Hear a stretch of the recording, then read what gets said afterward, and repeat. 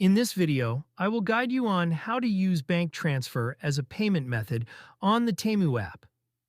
If you want to pay via bank transfer, here are the steps you need to follow. Open the Temu app and go to your shopping cart. Make sure you have added all the products you want to purchase. Tap on Checkout to proceed to the payment page. If bank transfer is available in your country, you will find it among the payment options. Select it, then tap Submit Order. Wait a moment,